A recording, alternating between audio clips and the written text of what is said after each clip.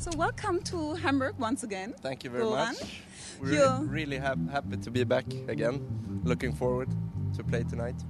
So I've heard your record, and this is a Clint Eastwood tribute that you're having here. Yeah. Maybe you can tell me what appeal Clint Eastwood has to you or his movies. We've been watching many of his movies and so, but we've been focusing on the music actually. And it's really strong composers with Ennio Morricone and Lalo Schifrin and so. So it's been. We looked at those movies who had the best music actually. So we ended up playing the movies music from Spaghetti Western and Dirty Harry movies and so. How would you, as a jazz band, transport it into live music? You have to hear it. I mean, actually, when we record it, we do it pretty much. Not many overdubs and so. We didn't add so much in the studio, so it's not such a big difference. The only difference is maybe we can't bring as many instruments as we want on the plane here, but hopefully it will be pretty close. I mean, to the sound picture of the record, but of course live is always live, so it will be maybe more expressive. Or, I don't know. We'll see. You never know before the concert how it's going to be.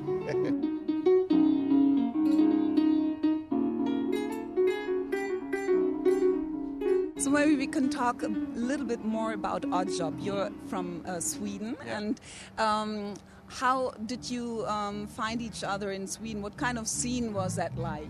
Actually, Oddjob was born from one tour when we started to get bored playing just the same thing every night. So that was the birth of Oddjob actually from a pop tour that we were on. What I've seen from you so far was a little funky stuff, also mixed with jazz and some retro pop psychedelic touch.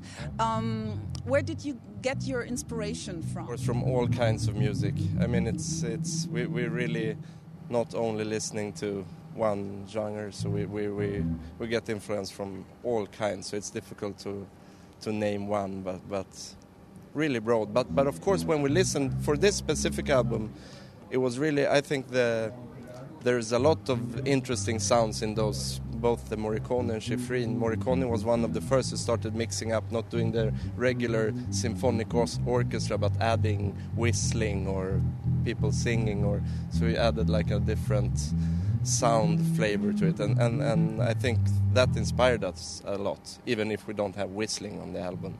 What would you say is the quality of this particular band?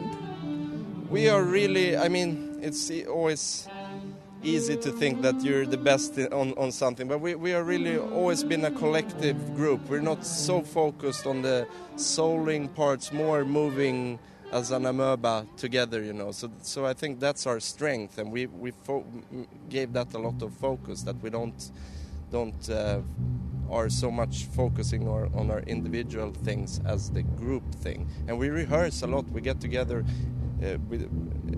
before the albums. We always do rehearse for a couple of months every week, like a rock band, you know, just to get together and get this group feeling going on. So the group is really important for us. I mean. So what I've never asked you really is, what does Oddjob mean? Oddjob is a character from a James Bond movie, a Korean guy that's throwing the hat. He's a bad guy in the Goldfinger movie. So we ended up with that name. Actually, we don't remember how it became that we chose that one. But when our friend who made the graphics for the first album, when we saw it graphically, we felt it was really good because it has a nice look to it.